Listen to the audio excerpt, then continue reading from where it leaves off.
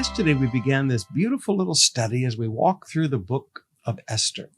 And we saw the seeds of loyalty and the seeds of integrity sown that, unbeknownst to Mordecai, would bring a harvest of salvation for the Jewish people, the people that followed his leadership and Queen Esther's leadership.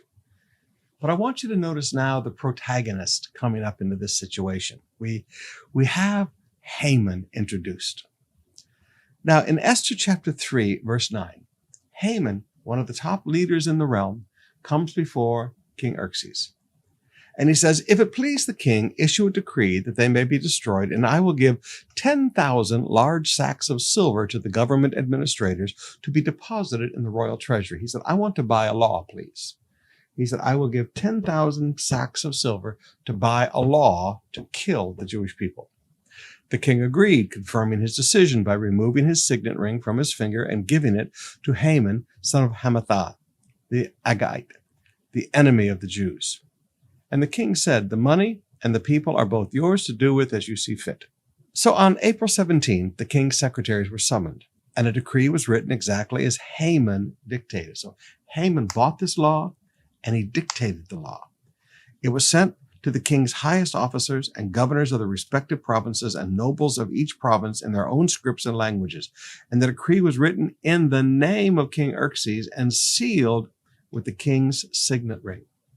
Now, sometimes we look around at democracy today, and we get very upset when we hear lawyers or lawmakers in Congress and lawmakers in senates or lawmakers in parliaments as they swap things. Well, I'll let you write this section of this law, but then I get to write this into your law.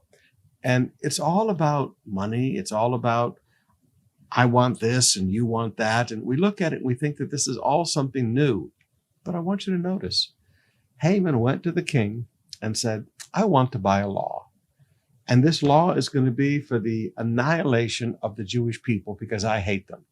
And I'll give you 10,000 sacks of silver if you let me write this law." And King Xerxes agreed.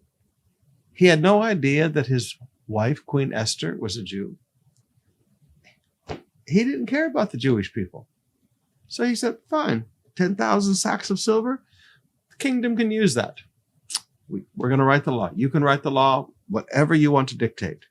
Now, in addition to purchasing this evil law, Haman put an incentive in the law to make sure that it was done. In Esther 3, verse 13, dispatches were sent by swift messengers to all the provinces of the empire, giving an order that all Jews, young and old, including women and children, must be killed, slaughtered, and annihilated on a single day. This was scheduled to happen on March 7 the next year. And the property of the Jews will be given to whoever killed them. He says, all right, let's put an incentive in this to make sure it's done. And King Xerxes had said, all right, for 10,000 sacks of silver, you can write the law however you want to write it. So he dictated this law. And part of the law was anybody who kills a Jew can keep his house, can keep his fields, can keep his property, can keep his gold. And of course, everybody's going to go after free money. Kill a Jew and get rich.